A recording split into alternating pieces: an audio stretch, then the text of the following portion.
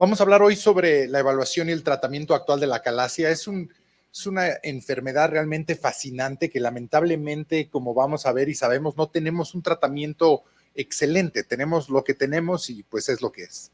Y antes de continuar la plática, yo he recibido honorarios por pláticas y consultoría de Medtronic, que es la que hace los de motilidad y también que hace el EndoFlip. Entonces, para hablar un poco de la fisiología, la relajación del esfínter esofágico inferior se da en dos circunstancias. La primera, en el momento de la deglución, incluso aunque no haya buena peristalsis, al momento de deglutir se empieza a relajar el esfínter esofágico inferior y también existen las relajaciones transitorias del esfínter esofágico inferior que nos ayudan a descomprimir el estómago. Aquí tenemos una manometría de alta resolución y tenemos en la parte de arriba el esfínter esofágico superior, en la parte de abajo tenemos el esfínter esofágico inferior y vemos cómo en el momento de la deglución existe ya la relajación del esfínter esofágico inferior para permitir que el bolo llegue al estómago y no exista ninguna obstrucción al respecto. Esta relajación se mide manométricamente con la presión de relajación integrada, donde se toman los 4 segundos, no necesariamente continuos, de máxima relajación, para tener una medida un poco objetiva de esta relajación. Las relajaciones transitorias del esfínter esofágico inferior suceden cuando existe una distensión del fondo gástrico y esto va a desencadenar vía sistema nervioso central con los receptores GABA la relajación del esfínter esofágico inferior para poder crear el eructo, y es lo que también pasa muchas veces con el reflujo. Entonces vemos aquí cómo existe esta relajación del esfínter esofágico inferior, no hay una contracción faríngea, es decir, esto no es una deglución, existe una relajación del esfínter esofágico superior para escapar el aire y tener este episodio de reflujo, y aquí lo vemos ya con impedancia, vemos cómo existe gas y también líquido, y luego tenemos una deglución para aclarar ese líquido que hubo de reflujo del estómago hacia el esófago. Acalasia significa falta de relajación y es adoptado para describir la acalasia esofágica, pero acalasia puede haber de otros tipos de esfínteres. Es falta de relajación, pero no es un término adecuado, porque si no se relajara nunca el esfínter esofágico inferior, los pacientes con acalasia no durarían más de una semana y acabarían en el hospital con deshidratación y con problemas graves, ¿no? Entonces es una falta de una relajación adecuada. ¿Qué es lo que pasa? El esófago, a nivel del músculo liso, tiene un gradiente que va de colinérgico a nitrinérgico, es decir, existe una inhibición muy importante de la deglución que evita que exista una obstrucción al flujo de la deglución. Más que peristalsis, es esa obstrucción, esa falta de inhibición de la deglución lo que crea síntomas. Realmente, nosotros por estar en la tierra y haber gravedad, no necesitamos tanto de la peristalsis mientras estemos de pie. Lo que sí necesitamos es que sea un flujo no obstruido y entonces esta falta de relajación donde existe una actividad colinérgica, donde no hay una oposición nitrinérgica adecuada, hace que exista no solo una falta de relajación, sino una hipercontractilidad del esófago distal. La acalasia es rara. En adultos, 1.63 en 100,000 y en pediatría es menos frecuente, de 0.1 a 0.18 por 100,000 niños al año. La mayoría de los casos los diagnosticamos entre los 7 y los 15 años, pero puede ser a cualquier edad. Ahora, es importante sospecharla en ciertos síndromes, como el síndrome de Algrove, que tiene aclarimia, aclarasia y Addison, donde la enfermedad de Addison va a ser presentada primero. Entonces, si tienen algún paciente que tiene problemas de Addison y empieza con disfagia, es alguien que probablemente tengamos que pensar mucho más rápido que en cualquier otro paciente sobre acalasia, y he tenido yo varios pacientes con síndrome de Down. ¿Qué es lo que creemos que pasa en los pacientes con acalasia? Bueno, existe un insulto inicial que se cree que es viral en un paciente que es genéticamente susceptible y crea una respuesta inmune aberrante. Entonces existe una inflamación del plexo mientérico en el esófago, lo que produce una respuesta citotóxica con anticuerpos antineuronales y existe una pérdida progresiva de las neuronas mientéricas. Se crea primero una obstrucción del tracto de salida, luego progresa a la acalasia tipo 2, si no se trata, acalasia tipo 1, si no se trata, acalasia terminal. También puede existir otra variedad donde existe una respuesta inmune no citotóxica que cambian estas genes neuronales, creando esta alteración del balance adrenérgico con el nitrinérgico, con la obstrucción del tracto de salida, y esto es lo que hace la acalasia tipo 3. Casi el 12% de los pacientes con acalasia tienen alguna enfermedad autoinmune. Entonces es esta susceptibilidad genética, este insulto inicial que hace que se destruyan estas neuronas nitrinérgicas, creando una ausencia de la deglución. Entonces esto es algo progresivo, y esto es de un paciente adulto, donde vean cómo en el mismo paciente a lo largo de los años evoluciona de una manometría con un poquito de obstrucción del tracto de salida a llegar al diagnóstico de acalasia. En pediatría, en este estudio que fue publicado recientemente, donde evaluaron a 60 niños con acalasia, vieron que la mayoría son aislada y 15% asociados al síndrome de Algrove. La edad al primer síntoma, promedio 9 años. Edad del diagnóstico, promedio 12 años. Y esto es importante porque vean cómo se toma de 2 a 5 años diagnosticar la acalasia. Y esto por muchas razones. La primera es que es algo raro, punto 1, ¿no? No vamos a pensar, yo desconfiaría de un doctor que en la primera consulta del paciente con disfagia diga, ajá, lo que tú tienes es acalasia. No, es exageradamente raro. Y también los síntomas son muy diferentes. Este fue publicado el año pasado en el New England Journal de un paciente pediátrico que realmente el síntoma principal era tos nocturna y tenía mínimos síntomas gastrointestinales, y cuando había regurgitación era postusiva, entonces era después de toser. Entonces fue primero con el neumólogo, luego con otro, y nunca llegó con el gastroenterólogo hasta que alguien mandó este estudio y se vio ya datos clásicos y tardíos de la acalasia. En este estudio de 528 pacientes, en varias series, vemos que los síntomas son exageradamente variados. Tenemos vómito, disfagia, pérdida de peso, falla al medro, dolor de pecho, y los síntomas respiratorios, esos son más en pediatría que en adultos. Entonces, si tenemos que pensar que el niño va a cenar y luego se va a ir a acostar, entonces toda esa comida que está ahí va a haber aspiración durante la noche. Entonces, esa tos nocturna, esa tos en la mañana, cuando hay disfagia, es algo que es a lo mejor un poquito más sospechar que necesitamos a lo mejor un vario de contraste en estos pacientes. En esta serie reciente publicada vemos también igual que la disfagia y la regurgitación están al tope, pero también hay dolor retroesternal al comer, pirosis, toser o ahogarse al comer o pérdida de peso. Esta escala de Eckhart, la famosa escala de Eckhart, no ha sido validada en pediatría, pero es importante analizarla porque son los datos cardinales de la acalasia, que es la disfagia, la regurgitación, el dolor de pecho y la pérdida de peso. Y se da una escala de acuerdo a si esto sucede ocasionalmente, todos los días o en todas las comidas, y una escala mayor de 2 empieza a ser indicativo de que el paciente no está bien. Entonces, ¿cómo vamos a diagnosticar la acalasia? Bueno, tenemos que demostrar que existe esta alteración de la inhibición de la deglución con una ausencia de peristalsis organizada sin una obstrucción física. Y el gold standard es la manometría, y recientemente el EndoFlip nos va a ayudar, yo creo, en un futuro a descartar la acalasia, no a diagnosticarla necesariamente, pero definitivamente a descartarla. Y el esofograma hay que tener cuidado, creo que es muy importante en la valoración inicial, pero un esofograma normal no quiere decir que el paciente no tenga acalasia. ¿Cuál es el diagnóstico diferencial? Bueno, pues cualquier cosa, estenosis por reflujo, esofagitis eosinofílica, disfagia funcional, rumiación, postfunduplicatura, abuso de opioides, esto es mucho en adultos, enfermedad de Chagas. Entonces, claramente vemos que la esofagitis eosinofílica, el reflujo, la rumiación, todos son mucho más comunes que el 0.1 en 100,000 niños. ¿Qué podemos sospechar? Pues al hacer la endoscopía, que es importante hacer endoscopía y estudio de contraste antes de pensar en manometría, cuando vemos retención de líquido o demasiado exceso de saliva, es algo que nos debe de preocupar en ese momento, que es un proceso obstructivo y que probablemente es acalasia si no vemos nada. Al fondo, que vemos el esfínter esofágico inferior aquí, vemos que se puede a veces confundir con esofagitis eosinofílica.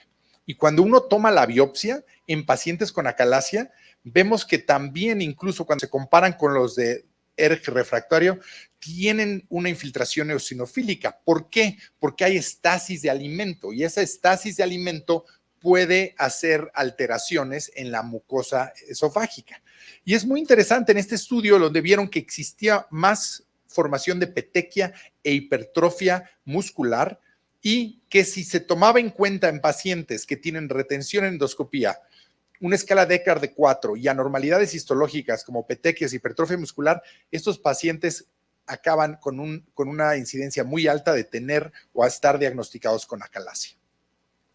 Los estudios de contraste, obviamente estos son los estudios que se les preguntan en todos los exámenes, ¿verdad? Pero lamentablemente en el paciente, en la realidad, a veces son muy diferentes. Entonces es importante entender que la sensibilidad de un esofagograma para desórdenes de motilidad está limitada hasta el 70%. Y en este estudio, otra vez en el de 60 pacientes, 51 de ellos habían tenido este estudio de contraste y vemos que la punta del lápiz fue solo en 82%, la dilatación en 94%, 96% y retención de contraste. Obviamente, entre más tarde hagamos este estudio con mayor número de síntomas, pues va a haber más alteraciones. El chiste de esto es diagnosticarlo antes de que exista esta distensión del esófago. Y bueno, el gold standard, que es la manometría, que ya no tenemos que lidiar con la manometría de baja resolución, que es, como pueden ver, muy complicado y era muy difícil, y especialmente en los niños, donde es muy complicado mantenerlos en esa posición y saber si el esfínter al momento de contraerse había mucha pseudo relajación. Tenemos ya con la alta resolución y usamos la clasificación de Chicago, que la clasificación de Chicago justamente fue diseñada para la disfagia. No es nada más lo único en manometría. El síntoma cardinal del Chicago es explicar la disfagia. Entonces, no ha sido validada en pediatría, pero todo el mundo estamos de acuerdo que hemos visto y sabemos ya que los tipos de acalasia son encontrados tal cual en pediatría también. Entonces, estamos en la Chicago 4 y la acalasia tipo 1, que es la clásica, este es el trazo. Vemos como no existe una relajación de la unión esófago-gástrica, a pesar de que tenemos aquí la deglución en la parte de arriba y no hay peristalsis y no hay presurización. Esto es clásico de la acalasia tipo 1. La acalasia tipo 2, tenemos también la falta de relajación de la unión esófago-gástrica, pero lo que vamos a tener, obviamente, es una ausencia de peristalsis, pero va a estar esta presurización panesofágica en al menos 20% de las degluciones. Y la acalasia tipo 3, que es rara en pediatría, y también en adultos, menos frecuente, vemos como aquí está la deglución, no hay peristalsis, lo que estamos viendo aquí es un espasmo y vemos cómo tenemos la falta de relajación, no hay peristalsis y tenemos este espasmo caracterizado por una latencia distal de menos de 4.5 centímetros. Entonces, esta es la acalasia tipo 3. Cuando vemos Chicago 4, vemos clásicamente que no tiene que haber peristalsis y tenemos ya la clasificación que les comenté de 1, 2 y 3.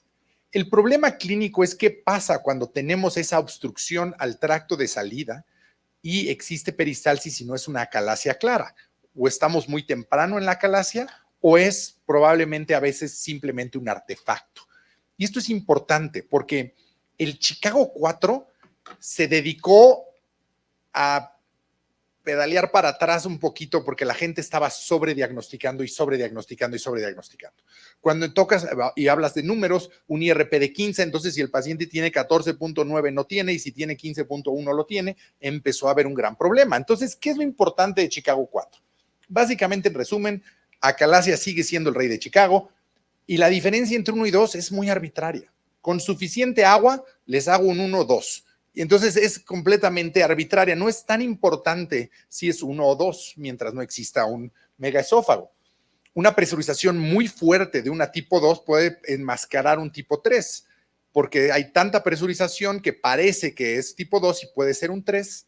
La mayoría de las obstrucciones de salida con peristalsis, incluso en adultos, es artefacto. Y importante entender, no solo en los de acalasia, que la mayoría de las cosas manométricas son probablemente incidentales y que hay que tener mucha cuidado de no hacer tratamientos, mucho menos quirúrgicos, con anormalidades mínimas. Tenemos que tener los síntomas clínicas y las pruebas confirmatorias. Esto pasa a mucha gente y esto fue de lo que digo, alguien publicando que la acalasia se diagnostica a pesar de una integración de relajación normal. Y es que el problema es que no importa el número. Si yo veo este trazo, fisiológicamente existe una obstrucción del tracto de salida sin peristalsis, a mí no me importa cuál es el IRP. Esto es acalasia y se acabó. Entonces, eso es lo importante de verlo, pero hay que ver estas pruebas confirmatorias. Una de estas son las degluciones múltiples. Se le pide que degluta 5 veces rápido y tenemos que ver cómo existe una relajación de esta unión gastroesofágica o el reto de deglución rápida, depende de la edad, les damos 100 mililitros o 200 mililitros, que se lo tomen lo más rápido posible y tenemos que ver esta relajación para poder pasar esta inhibición de la deglución y vean la diferencia. Esto es una persona normal y vean lo que pasa en acalasia. En el momento que empieza, hay obstrucción, estamos dando más y más y más líquido y empieza esta presurización hasta que el paciente te devuelve todo lo que le pusiste. Entonces, otro de estas pruebas confirmatorias que Chicago 4 dice, cuando no sepas si es acalasia o no, puedes usar un vario de contraste o el endoflip. Y el endoflip es este catéter que es un globo y adentro tiene impedancia, pero esta impedancia nos va a ayudar a medir el área seccional. ¿Cuál es el diámetro? ¿Cuál es el área de donde estamos midiendo? Y nos va a dar un punto de presión. Entonces, si tienes mucha presión y un área pequeña, estamos hablando que le falta distensibilidad a esa área. Si tienes muy poca presión y un área enorme, sabes que esa área está bastante, no está nada físicamente patente. Entonces, de esta manera existe una relación y en el esfínter esofágico inferior medimos el índice de distensibilidad, que es el área en milímetros cuadrados dividido por la presión. Entonces, a mayor área y menos presión, mayor este número, obviamente descarta acalasia. A menor número quiere decir que hay muy poca área y mucha presión. A pesar de mucha presión, ese esfínter no se está abriendo. Y pueden ver en el lado izquierdo uno que es de 2.4 contra la diferencia en el lado derecho que tiene 12.8. Entonces, cuando vemos esta gráfica normal, en condiciones normales, la gráfica de presión contra el área seccional tiene que tener una relación lineal. A mayor presión debemos de tener mayor área. Y existe la patología cuando no se abre ese esfínter bien. Y tenemos dos maneras de medirlo. Uno es con el índice de distensibilidad y el otro es qué tanto es el diámetro de apertura. Y en adultos es anormal definitivamente cuando es menos de 2 el índice de distensibilidad y el máximo diámetro es menor de 12 milímetros. Y es normal 100% cuando es más de 2 el índice de distensibilidad y el máximo diámetro es mayor de 16 milímetros. Y algo que podemos ver con el endoflip también es este patrón de contracción.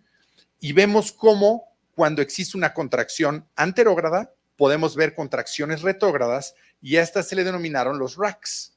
Y podemos ver que son repetidas, es decir, si hay más de 3 consecutivas, si son ocluyentes o no ocluyentes. Y es importante entender que lo que estamos viendo ahorita no es peristalsis primaria. En la manometría vemos peristalsis primaria, le pedimos a la persona que degluta. Lo que estamos viendo es un reflejo a la distensión esofágica, que es decir, peristalsis secundaria. Entonces, aunque parezcan iguales, no lo son. Pero en adultos sanos, al menos en el 100% de estos, se encontraron estas contracciones. Y existe una frecuencia normal, es decir, si tú distiendes el esófago, va a existir este proceso del esófago de tratar de aclarar lo que está distendiendo y esta es de 6 más menos 3 por segundo, por minuto.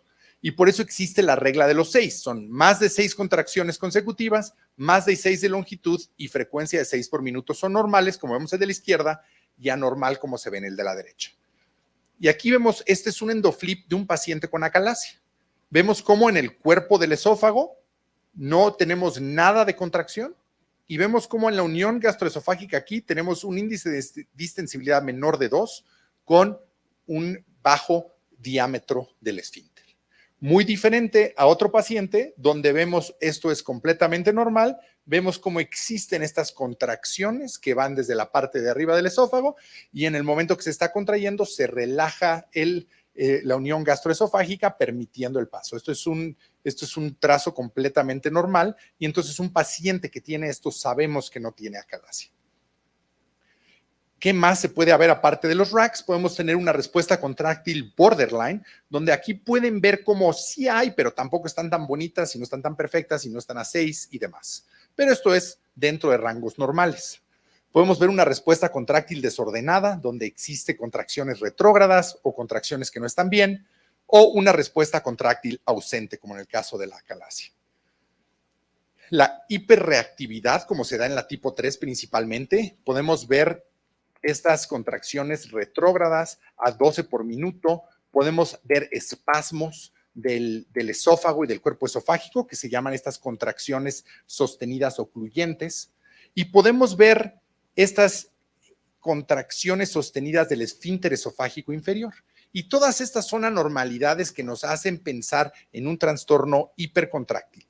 Entonces, teniendo estos datos, se puede poner al paciente en ya sea normal o de obstrucción sin contracciones. Entonces, los pacientes que tienes un endoflip en una endoscopía que acaban en esta zona roja, que es baja distensibilidad y baja área seccional, estamos muy sospechosos de acalasia, y los que están en el lado de arriba, donde existen las contracciones normales y esta relajación normal, sabemos que es muy poco probable que tenga. Una de las cosas de endoflip es que este trazo parece anormal, pero vean, en cuanto llegamos a la presurización de 20, vemos cómo ya se ve normal. Y parte del proceso en pediatría, la gente a veces al utilizar endoflip le da un poquito de pena empezar a meterle presión al globito, y si no distiendes bien, quiere decir que ese globo no está contra la pared esofágica y el líquido no está completamente lleno. Entonces, nada más el ir y venir del líquido con la respiración del paciente puede parecer que es alguna anormalidad y que tiene esa situación.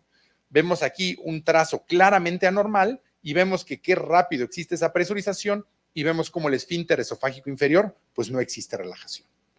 Y en pacientes normales y en controles vamos a ver estas contracciones normales, y en pacientes con contracciones retrógradas no hay ningún control, es completamente anormal. ¿Para qué más nos sirve? Cuando tenemos un trazo así, donde no hay contracción y vemos que parece como que se relaja, pero no se relaja y no sabemos qué es, pues estos pacientes, al hacer el endoflip, nos pueden decir si nos tenemos que preocupar de acalasia o no y qué tratamiento podemos hacer. Cuando algo nos ayuda para hacer el árbitro, cuando hay una prueba que está más o menos regular, si las dos concuerdan, podemos proceder con el tratamiento, y estos pacientes que tuvieron una distensibilidad baja, se les trató como acalasia y mejoraron, y los que tenían una distensibilidad alta, a pesar que parecían acalasia, no se les trató y conservativamente todos mejoraron después. Nosotros publicamos este artículo en JPGN y vemos que los pacientes que tienen estas contracciones que yo les enseñé y tienen un buen diámetro, tienen un flujo por manometría con impedancia completamente normal con bolo del flujo. Y el endoflip nos puede servir como screening para dismotilidad.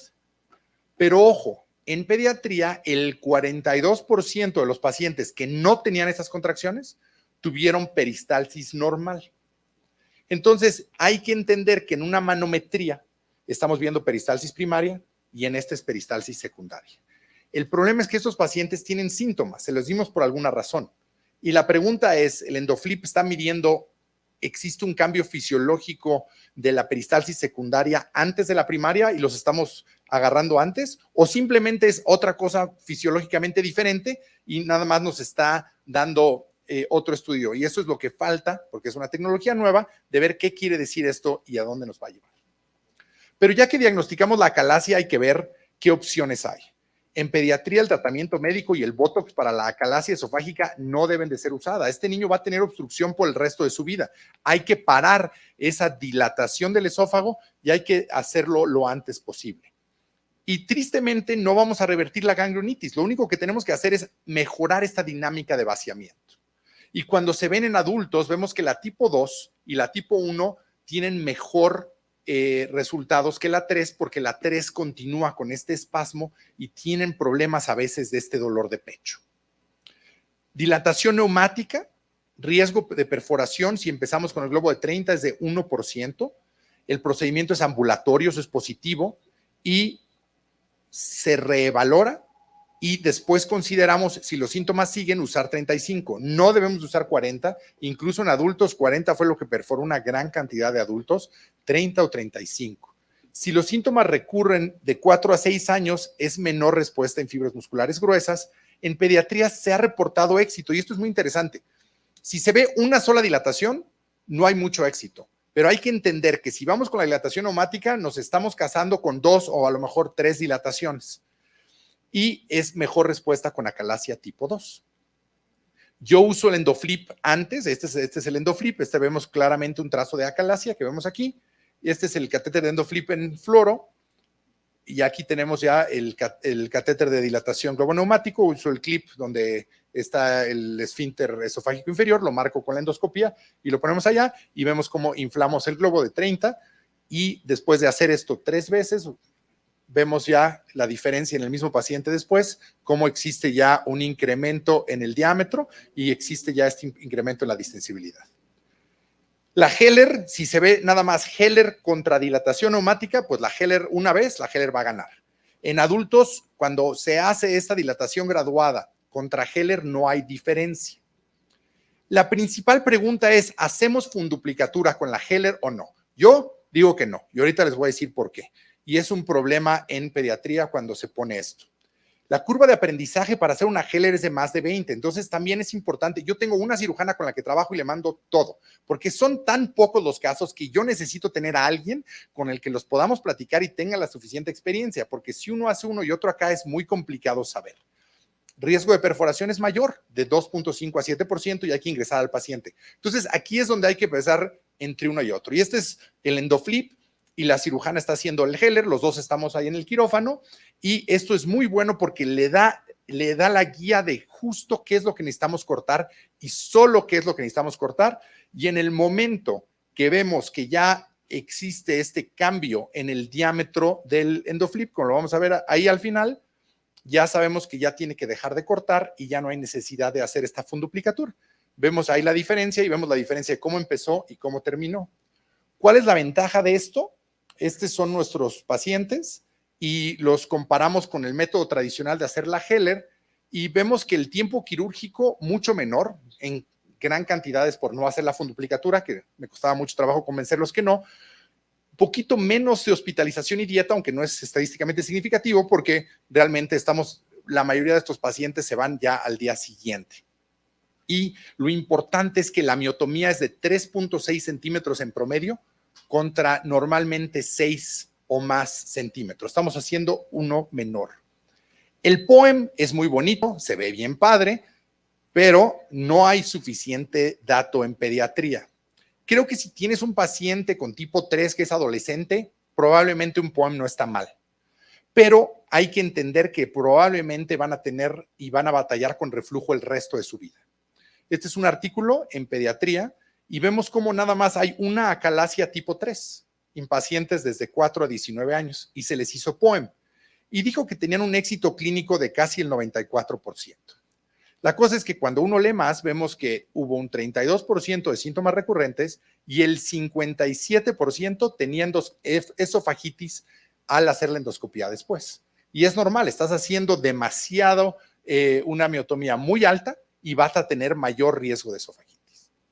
En pediatría, el consenso es de que tanto la dilatación neumática como la Heller laparoscópico son efectivos.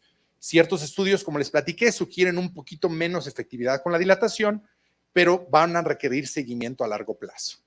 Y ellos mismos dicen, puedes empezar con dilataciones, no afectas nada después la Heller si necesitas llegar y hay que estarlos checando frecuentemente. Porque los síntomas refractarios después del tratamiento requieren evaluación. Y aquí es donde un paciente con acalasia se vuelve tu paciente de por vida, porque tristemente nunca están perfectos. Cuando desarrollan síntomas, el primer estudio que hay que hacer en un paciente post-operado de acalasia, para mí es un vario de contraste, para ver si existe o no algún problema. Y vemos este paciente como hay claramente retención en el esófago a pesar del tratamiento. Uno de los estudios que hago es hablo con el radiólogo y les pido que usen una tableta de bario que va primero, vemos dónde se atora y luego le damos 100 o 200 mililitros de agua a tomar y tomamos fotos al minuto, a los 2 minutos y a los 5 minutos para ver si existe este vaciamiento o no. Este estudio reciente dice, bueno, podemos hacer manometría de alta resolución, hacemos los que les platiqué, la deglución rápida, si existe relajación, vemos que la miotomía está bien y ayuda. El problema es este es un paciente que tuve postoperado de Heller, vean cómo existe presurización del esófago, a pesar. Entonces uno pensaría que esto era hacer más miotomía. Entonces hicimos más miotomía y no funcionó.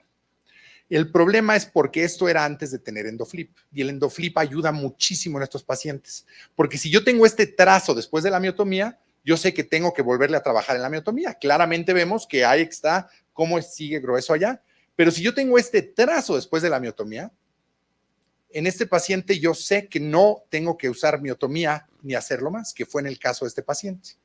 Y uno de los trucos que he hecho es que tengo que ver muy bien la anatomía, porque cuando les hacían funduplicación puede existir este problema anatómico extra, y para convencer a los cirujanos que el problema era la funduplicatura, puse un clip justo donde estaba el esfínter esofágico visualmente con endoscopía y le dimos la pastilla de bario y se quedó atorado abajo del esfínter. Entonces tenías una endoflip normal y una pastillita atorada abajo que era justo en esa bolsita de la miotomía que se dio.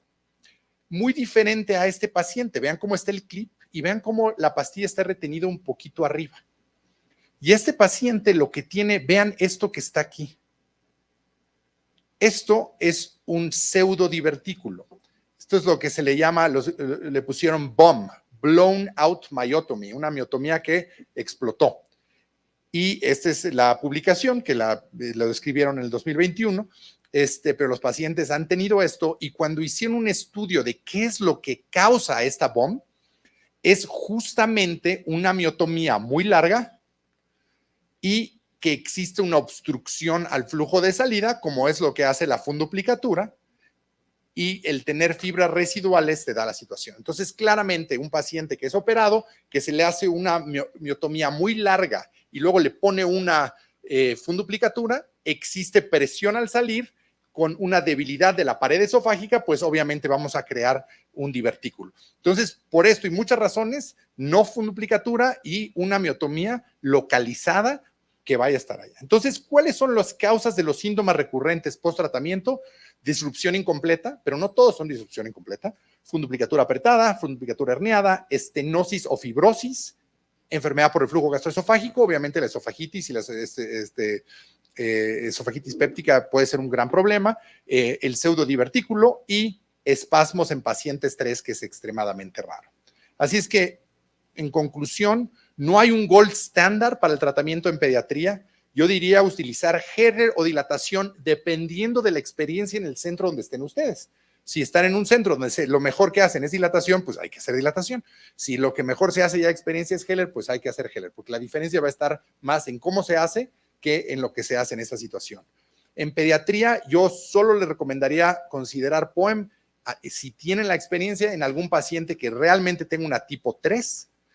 No hay tratamiento que no tenga complicaciones o síntomas recurrentes. Si ve el POEM, Heller o la dilatación neumática, todos pueden tener complicaciones, todos pueden tener síntomas recurrentes. No todos los síntomas recurrentes son por falta de disrupción incompleta. No hay que seguirle dando a cortar, no hay que seguirle dando a dilatar, hay que estudiar y ver dónde está la situación para guiarnos en el tratamiento. Muchísimas gracias.